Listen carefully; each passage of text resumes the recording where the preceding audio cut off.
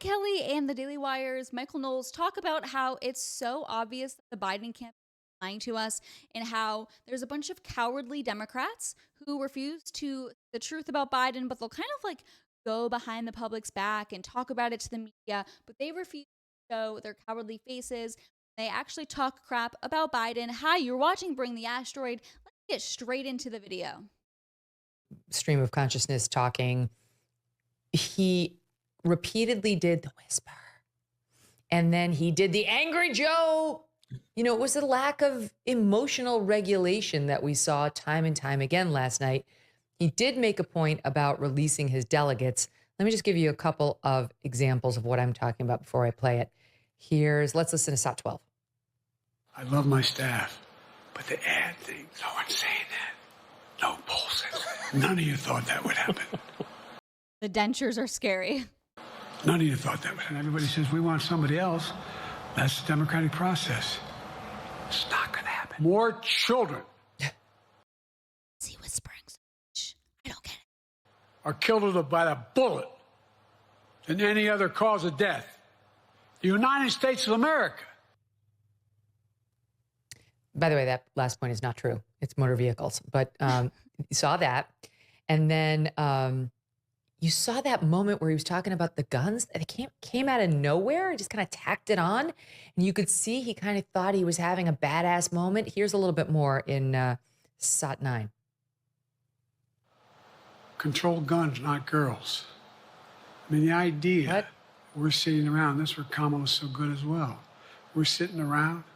More children are killed by a bullet than any other cause of death. The United States of America. What the hell are we doing? What are we doing? We got a candidate saying, promise the NRA, don't worry, I'm not going to do anything. I'm not going to do anything. We got a Supreme Court that is what you might call the most conservative court in American history. This is ridiculous. All right. So you see and it just like out of nowhere was the crescendo, right? And then back down. And then finally, when asked about the delegates, which is really the most important thing, here is what he said. They're all pledged to him. They're his to hold on to. Very hard for them to break with him. Or is it? SOT 13. Obviously, they're free to do whatever they want, but I get overwhelming support. Overwhelming support. I forget how many votes I won in the primary. Overwhelming. And so tomorrow, if all of a sudden I show up at the convention, everybody says we want somebody else, that's the democratic process. It's not going to happen. Even if that means they vote for someone else? Sure. It's not going to happen. Is it going to happen, Michael? What's your prediction now? It's not going to happen. And part of the reason I think it's not going to happen is because Joe Biden, who can't remember people's names, who's been looser with his language than usual, he's pretty careful with his language there. The reporters are asking him a technical question. Do you release the delegates, or will you possibly release your delegates? And he gives a rather informal and ambiguous answer. I mean, come on, man, they're free. You know, they're free. There's free will. They're free to do. It's free country, you know, and that. And yeah, I mean, look, man, the democratic process, and there's the process, but, you know, it ain't going to happen. You see, despite the quiet little odd whisper, you see old tough guy Joe come back there. He says, I'm not giving you the answer you want. Love tough guy Joe. He's such a tough guy. That's the funny thing about Joe Biden is he does have his moment where all of a sudden you see this little tough guy act and he gets this rage, his masculine rage is shown. It's pretty funny because on one hand we get like a mild, quiet, frail old man, and then all of a sudden his toxic masculinity as a left shines. Love it. I'm not saying that I'm going to release my delegates. They're my delegates, and I won that primary, and you're not going to take it from me, you jerks. And so he's trying to balance it. As you point out, he can't regulate his emotions and his rhetoric as well as he Like a woman, he can't regulate it. Come on, give them. used to. But in that answer, I see a lot of prevarication. I see a lot of euphemism. I see a lot of blurry language, and I see a guy who is taking this thing to the convention. His team really just needs to continue treading water because this week we're all going to be focused on the RNC.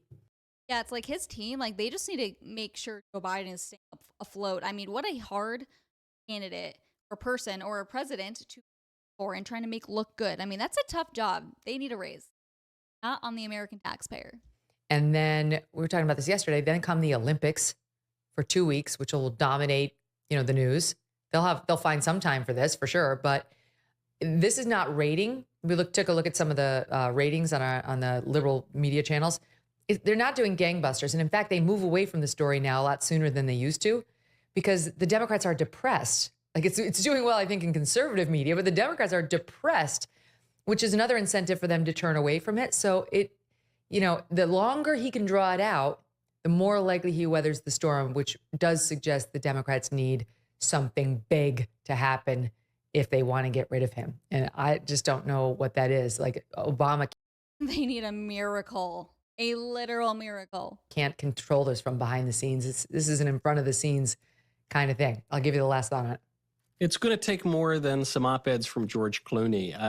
The real hope in all of this, a real glimmer, a bright spot in politics is sometimes we conservatives believe that the Democrats, they just control everything. They've got it all so locked in. We have no hope of ever getting power back.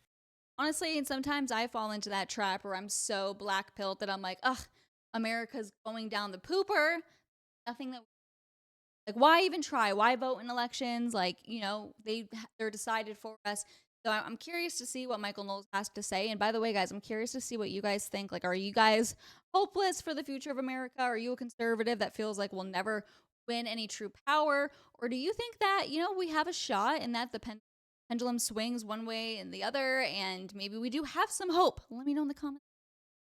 And I think they were completely caught with their pants down here. They have no idea what to do. They're scrambling. They're making threats. They're eating each other alive, and they still can't make any progress. For now, the Democratic voters have spoken. Joe Biden is their nominee, and I am totally in support of that fact.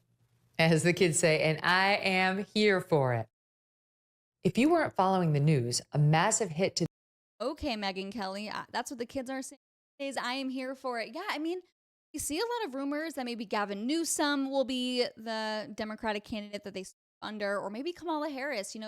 Former White House press secretary Jen Psaki just said that Kamala Harris is the clear front runner to replace Biden, but she claims that Americans are too racist and sexist to actually elect her. But it's like, no, actually, I think Kamala Harris is quite literally the only human being that's than Hillary.